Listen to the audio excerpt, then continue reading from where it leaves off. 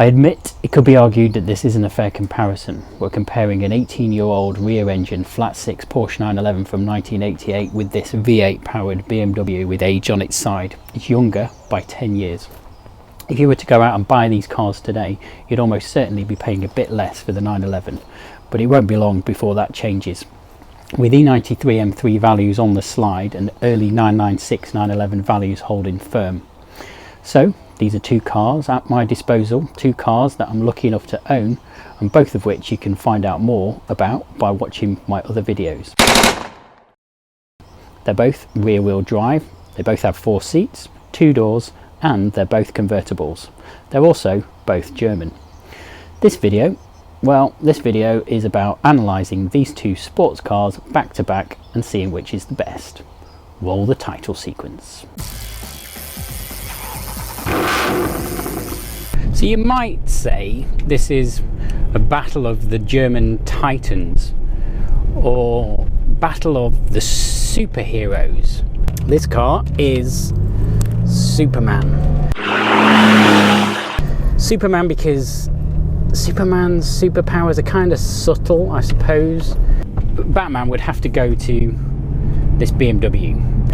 They're just part of his anatomy. And that's what it feels like driving this 911. It feels like it's part of you. You feel like you're part of it. It's a little bit more expensive, and Bruce Wayne, aka Batman, is a wealthy guy. What else? Well, it's got a lot more gadgets on it than the 911, and we all know Batman generally is a normal guy, just has lots of money and loads of cool gadgets. It's a bit more raw, a bit more mechanical, doesn't have as many, dare I say, bells and whistles as the BMW M3 has, with all of its new modern one-fandangled technology. So you get a lot more on this car. You've got your M Sport mode, it's a lot more modern. You've got Bluetooth, all the modern things, launch control even, that just you don't get on the 911. Yeah, this feels more fluid, more natural, not as artificial. This is our Superman car. Okay, so it is a battle of the titans, if we can say that. Two superhero cars pitched against each other to see which one's the best.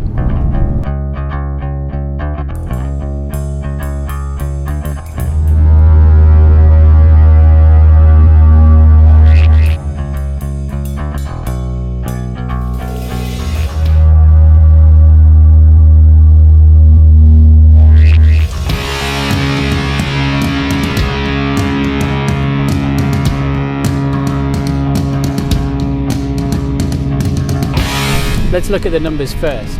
The BMW trounces the 911 with 414 brake horsepower versus the 911 sub 300 brake horsepower score of 296.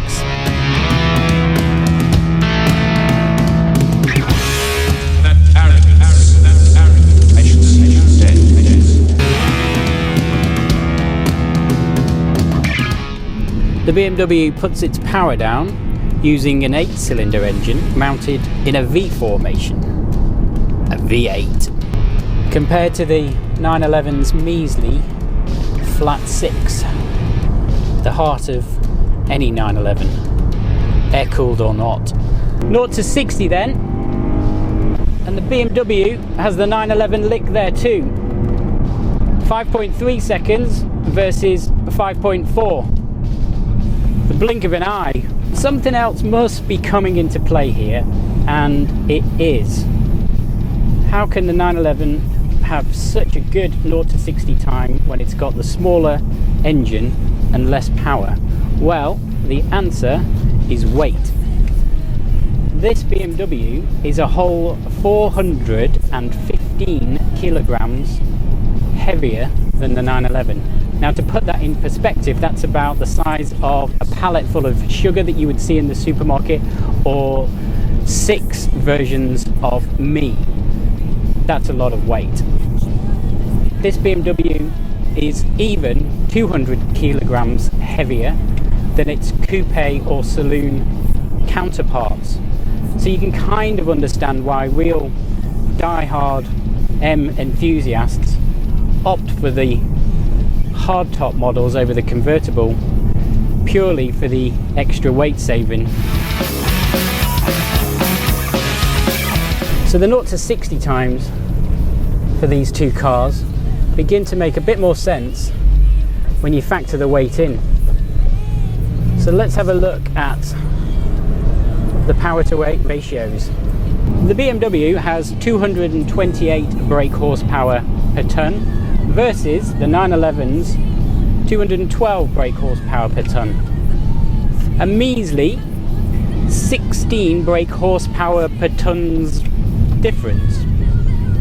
The power to weight ratio really comes into its own on country lanes where you can change down through the cogs, you sit lower in the car, you feel cosseted by it. You can tell this is a purpose-built, ground-up sports car, that it hasn't been adapted from a larger saloon car. The BMW is not a ground-up built sports car. You don't sit as low down in it. It doesn't feel as cosseted in here as it does in the 911.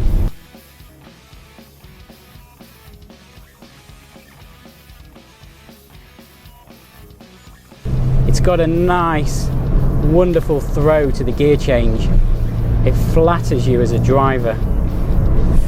It makes you feel like a proper driver, like a racing driver. I know that sounds cheesy, but the BMW, I don't want to say it's all show and no go. It's a very, very capable car with a wonderful V8 engine, but there's just, I don't know, something magical about the raspy purr of this flat six engine out behind the back wheels, pushing you along.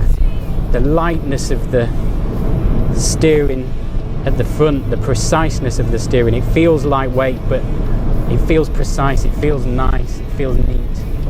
There we go, nice down gear. It just is lovely, lovely to drive.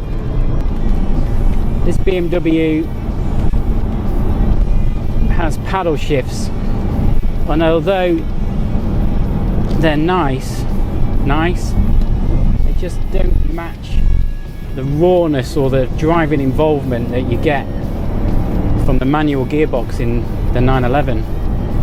It's very, very good, it's very, very capable, but it just doesn't feel flattering. It doesn't make you feel like a good driver. You're kind of comparing it to the 911. It feels like you sit on this car, not in it, and you're just kind of flapping these paddles, which are great because you get the downshifts and the throttle blips and all that kind of good stuff, and it's instant. And in M Sport mode, joining a dual carriageway, it's just aggressive, and it just rags through those changes like nobody's business. But really, it's not as involving. That's the word. This M3 is not as involving a drive with these paddles as the manual gearbox in the 911, I'm afraid to say. With the roof down, the 911 buffets you way more than the M3, but they both really need wind deflectors, especially if you're going to be driving these cars with the roof down on the motorway. That means you're not going to be travelling long distances with the roof down and the kids in the back. You may say, well, so what? But the truth is, there are a lot of frustrated parents out there, mostly dads, who buy these cars because of the rear seats and because they think convertibles are really cool. Non-car people would call this a midlife crisis. Well, if that's true, I've been having one since I was 11 years old. So, what's the final verdict? Which do I prefer? This is a head-to-head after all. Well, the thing is, the 911 came after the M3. It's older, the suspension clunks, the stereo switches off repeatedly, there's only one key hood light is always on, and I haven't a clue if the IMS bearing will go at any time. Whereas this M3 was everything I wanted in a car. As box ticking exercises go, this thing has it nailed. It's got masses of power, a V8 engine, superb double clutch gearbox, a snazzy metal folding roof. It's smooth and comfortable to drive when you want it to be. It has oodles of raucous, manly power and the most amazing throttle blips on downshifts, which are to die for. Yet, whenever I come out to the drive to go to work every morning, which car do I always choose? The 911. I kid myself that it's because the M3 is clean and I don't want to get the M3 dirty on the salty wet roads over winter, or that it's nicely tucked up in the garage and taking it out would be a real pain, so I can't be bothered. Now, all of those things are true, or at least I tell myself they're true, but the worry I have, the biggest worry, is that after 3 or 4 months of stirring the cogs in this old 911, it's stirred something inside of me, and it's left me wondering. My head always said, get rid of the 911, but my heart is saying keep it. So I'm not really going to say which one of these I prefer, but I am left wondering, do I sell the 911 or do I sell the M3? What would you do?